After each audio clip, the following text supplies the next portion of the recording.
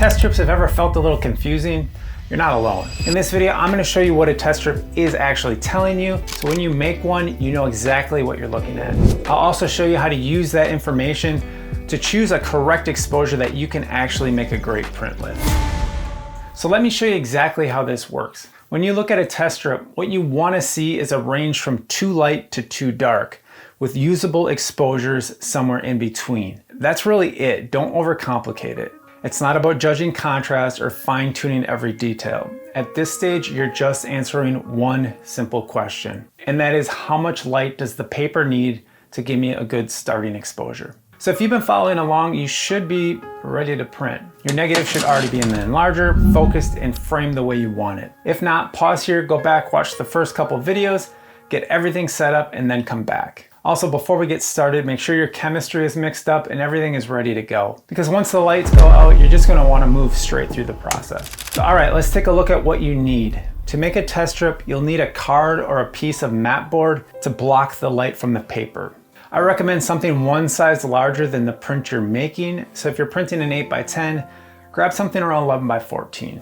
It doesn't need to be fancy, it just needs to block light. I recommend mat board because it works really well. You can get it with a white side and a black side. Put the black side facing down toward the paper. The white side up lets you see the image and spacing, and the black side absorbs any stray light so it doesn't bounce back up onto the paper. So to make the test strip easier to read, it helps to set up even spacing. Now a simple way to do this is just with some masking tape and a Sharpie. Place a strip of masking tape across the top blade of your easel and mark 1-inch increments across the tape. That means if you're making an 8x10 print, you're gonna have 10 1-inch sections. If you're making a 5x7 print, you'll have 7 1-inch sections.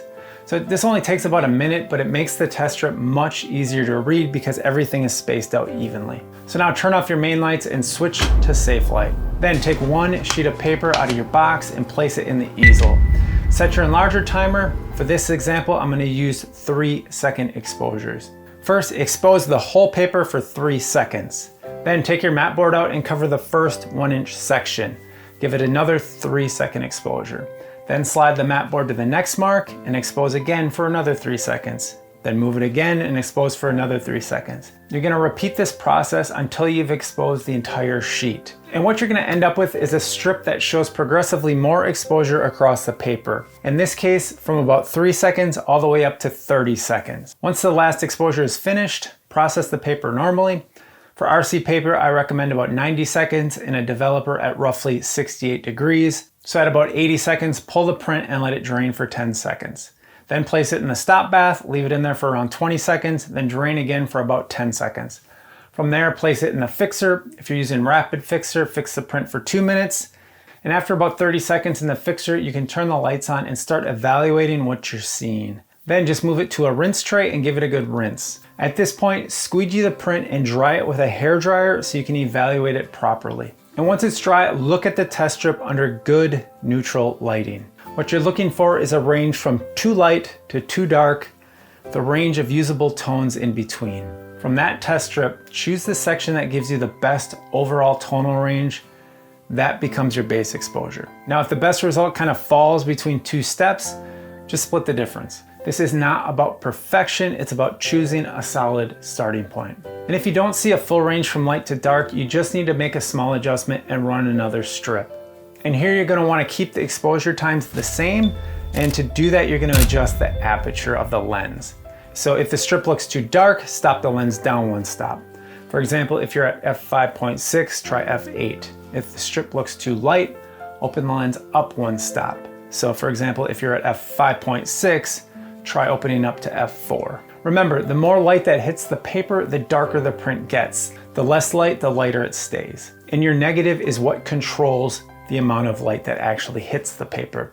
Dense areas hold light back, and thinner areas let more light through.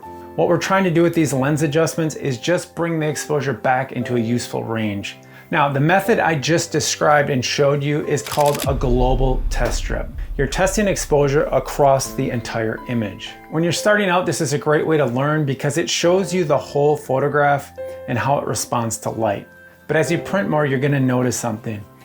Most photographs are going to have a key area that really matters, and that could be a face, a highlight detail, or a shadow texture. That's a part of the print you really want to get dialed in and exposure nailed on. A global test strip often doesn't give you the right information for that area unless you make several of them. And that's where what's called a localized test strip can really be helpful. Instead of testing the whole image, you're testing exposure on specific areas that kind of matter the most. And this lets you dial in the tones you care about, and it can save you quite a bit of paper because you can use a smaller piece to get the information you need. And that's actually one of the reasons I make and use something called the Perfect Test Strip Printer. It lets you dial in on the exact area you want to evaluate. I'm going to leave a link to that in the description if you want to check it out. So that's how you make and evaluate a basic test strip. If you're starting out, keep this simple. Focus on finding a good exposure. Once you've chosen your base exposure, make a note of it because that's what we're going to use next. And in that next video, we're going to take your exposure and make your first proof print. Then we'll start to evaluate the image so we can begin refining the print. And you're going to understand everything that's going on in each step of the process. If you want a deeper look at building a very predictable darkroom workflow, I break that down in my free darkroom masterclass in the description. Also, make sure you're subscribed so you don't miss the rest of this series. And let me know in the comments, what film are you printing from right now? I'll catch you in the next video.